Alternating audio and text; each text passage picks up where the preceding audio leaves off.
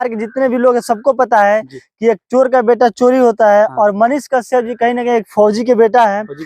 और देखिए मनीष कश्यप जी कोई गलत नहीं है, उनको फंसाया जा रहा है।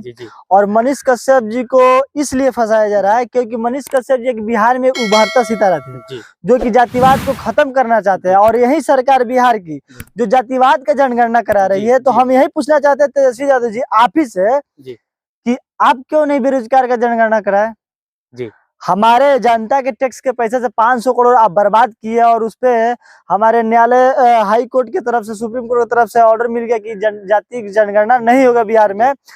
आप ही बताइए ना, ये बेरोजगारी जनगणना क्यों नहीं करा? अगर बेरोजगारी जनगणना हुआ रहता तो कहीं ना कहीं हमारे एक बिहार का एक छवि ही अलग होता है। क्योंकि कोई सरकार आज तक हिंदुस्तान में कोई राज्य नहीं है जहाँ पे कि कोई सरकार की तरफ से बेरोजगारी जनगणना किया गया हो।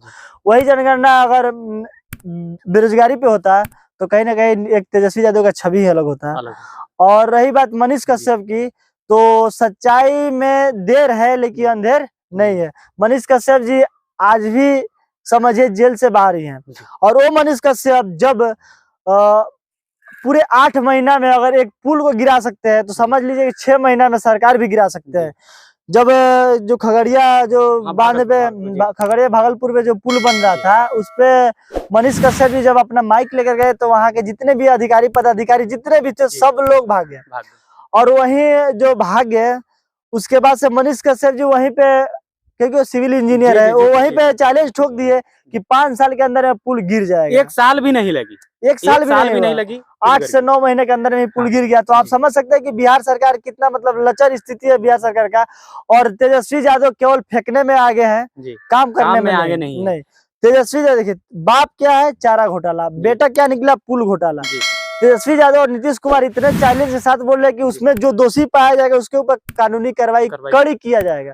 तो सबसे पहले आप अपने ऊपर तो कर लीजिए, पहले अपने में तो सुधार कीजिए, पहले अपने ऊपर तो कीजिए। आप ही जब 2012 में उसका आप चर्चा किए, 2014 में शिलान्यास किए और 2022 में जब पुल गिर गया उसके बाद आप बोल दिए कि हाँ पुल गिर गया है उस पर हम कार्रवाई करेंगे। तो उसका कार्रवाई के पेपर तो दिखाइए सही उसके बाद ना। और यहाँ पे अगर आप सच बोलिएगा तो आपके ऊपर देशद्रोही का केस लगेगा और हकीकत बोले ना तो NSA का मतलब जानते क्या, नेता सिक्योरिटी एक्ट होता है। मतलब हमारा नेता जो है बचा रहे, नेता को कुछ ना हो।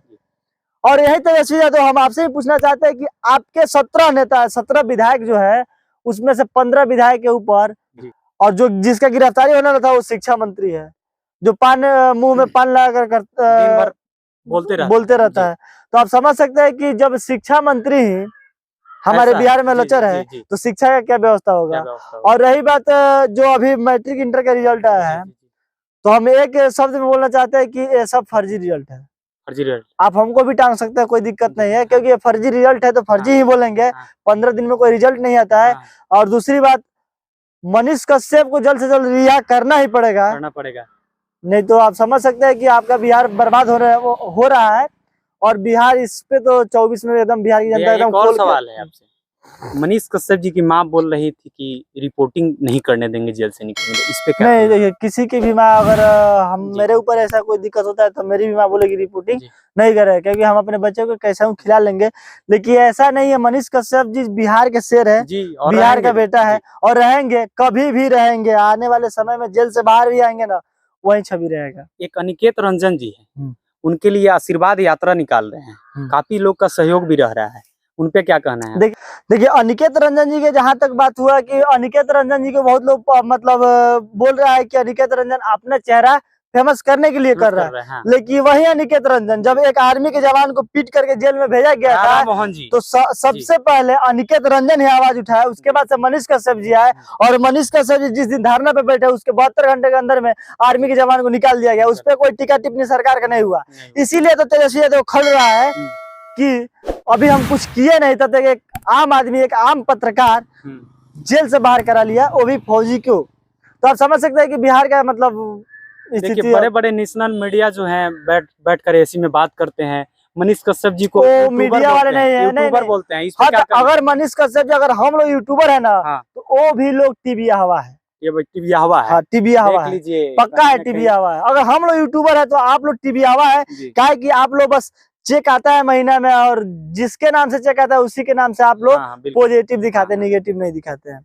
तो जहां तक बात है टीवी वाला चैनल का, तो हम यही कहेंगे कि वो सब बोलता है कि एक बार हवा उठाएगा ना, जिस चीज की हवा उठाएगा उसी चीज का होता है। एक चीज और बताना चाहते हैं आपको भैया, कि बहुत सारे लोग कह रहे हैं कि अनिकेत रंजन जी चेहरा चमका रहे हैं, मनीष कश्यप हैं कि मनीष कश्यप बुरा है, तो बूढ़ा का बात बोलकर चेहरा अनिकेत रंजन जी का कैसे चमक ठीक है, हम ही मानिए कि अब मनीष कश्यप का नाम लेकर चेहरा चमका रहे हैं। अरे आपके अंदर दम है तो आइए ना, आप भी चमका लीजिए। आप तो डरे हुए हैं कि कहीं हम बोलेंगे तो तेजस्वी यादव रेलेगा।